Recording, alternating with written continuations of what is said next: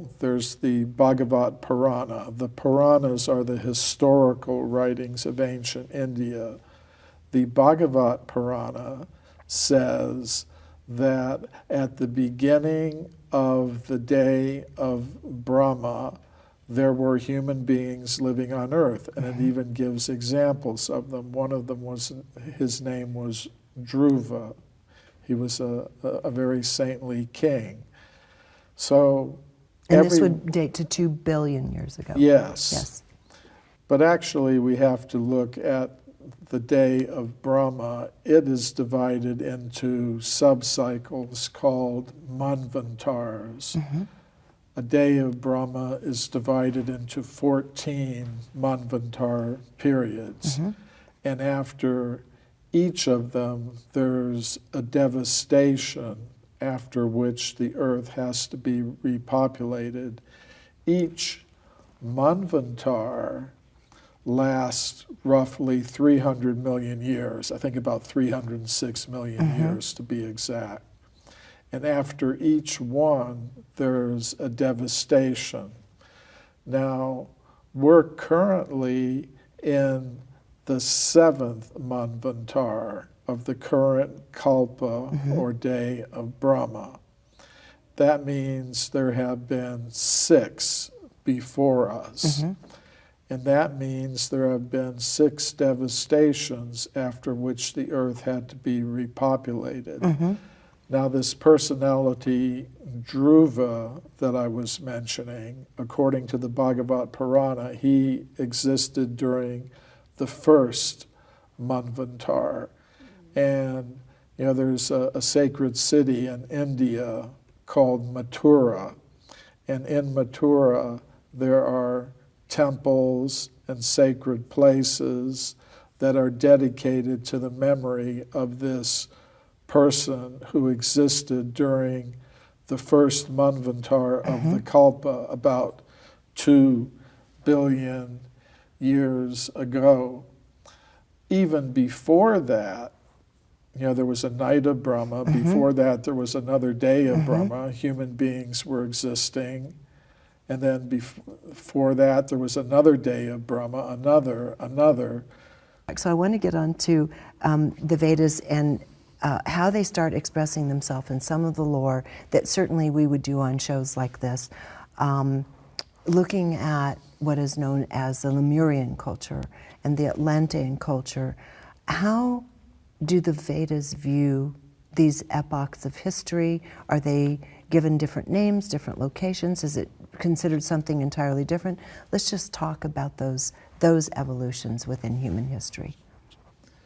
Well, according to the Vedas, there are cycles within cycles within cycles. And we've mentioned some of the larger cycles, the kalpas, the day of Brahma, the manvantars, which last about 300 million years. And then each manvantar is made of a cycle of 71 yugas. 71 cycles of 4 yugas. So the first yuga is called Satya Yuga. It's an age of truth, harmony, and people, according to the Puranas, during the Satya Yuga, they live for 100,000 years. There are no classes, and everyone is involved in yoga and meditation and contemplation. They live very simply and naturally. And that yuga is followed by the Treta Yuga. And in the Treta Yuga, things become degraded by about 25%. And people in the Treta Yuga, according to the ancient texts, live for 10,000 years.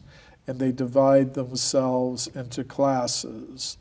Some are intellectuals, some are rulers, some are farmers or business people, and then others are artisans and laborers. and they begin to live in towns and villages and cities. And there begins to be some division in society, but it's still, even though these divisions are there, people are still trying to act in harmony with each other. What is tell me the name of it, that particular the cycle? Treta Yuga. Okay.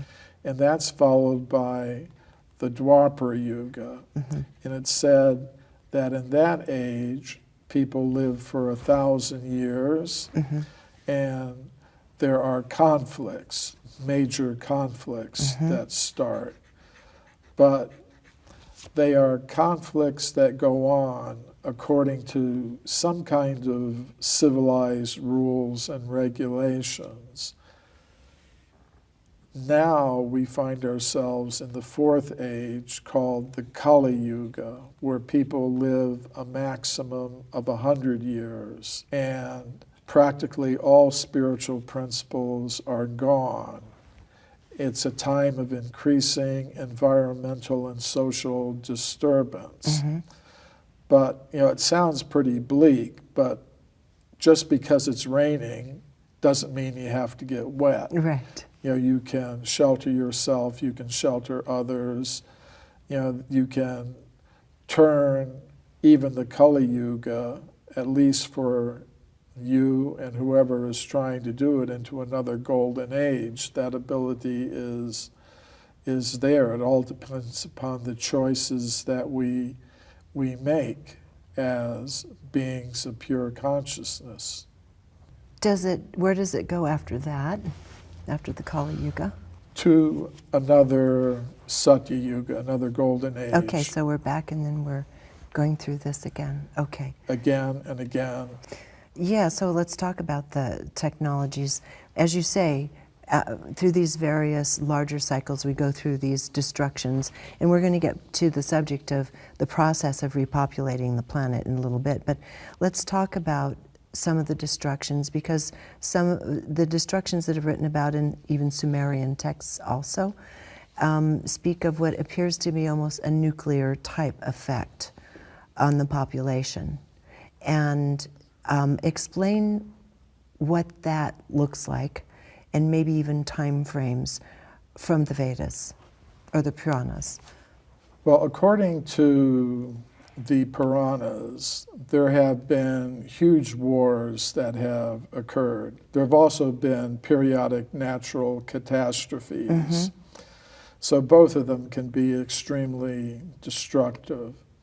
As far as the wars that have gone on, you know, the weapons employed in these wars have been described in the Puranas.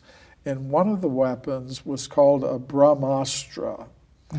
And its effects are described as being as if you were to have 1,000,000 suns suddenly come together. And explode. It's considered to be the ultimate weapon. So there are descriptions in the Puranas of the use of this weapon, which resembles in certain ways the effects of modern thermonuclear weapons in terms of, you know, the effects of them. And the effects of these weapons were known to Dr. Robert Oppenheimer. Yes, yes, and in fact that takes us right into a little video clip. You want to go ahead and take a look at it now? It's so heartrending to me that I thought we should put it in here. Okay, let's take a peek. Vishnu is trying to persuade the prince that he should do his duty, and to impress him takes on his multi-armed form and says, "Now I am become death, the destroyer of worlds." I suppose we all thought that one way or another. And you can see the pain in his being, wondering what he has helped release into the world. Well, yeah, he was in charge of the American project to develop the atomic bomb during World War II. But he was also a student of the ancient Sanskrit writings of India, and he was aware of the descriptions of these weapons in those ancient writings. And what a position to be in, for him to understand the devastation that could take place as a result of these, and yet to be heading the team that would develop them. I mean, I look at that from on a soul level. What could his soul have been choosing at that moment?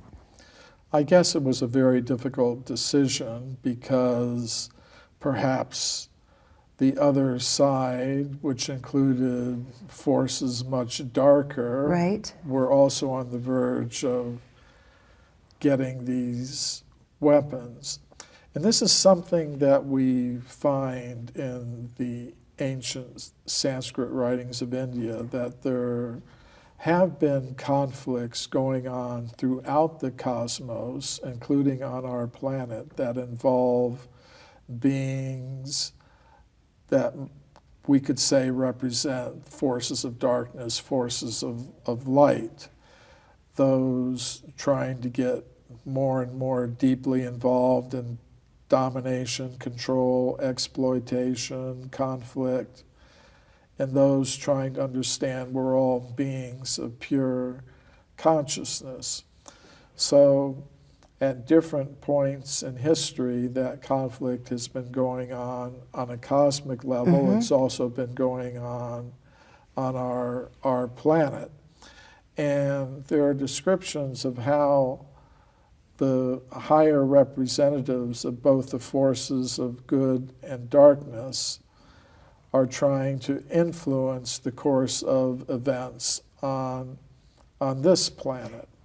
On that note, I couldn't have you add anything better than that. It is really down to our choice and our use of our free will, right?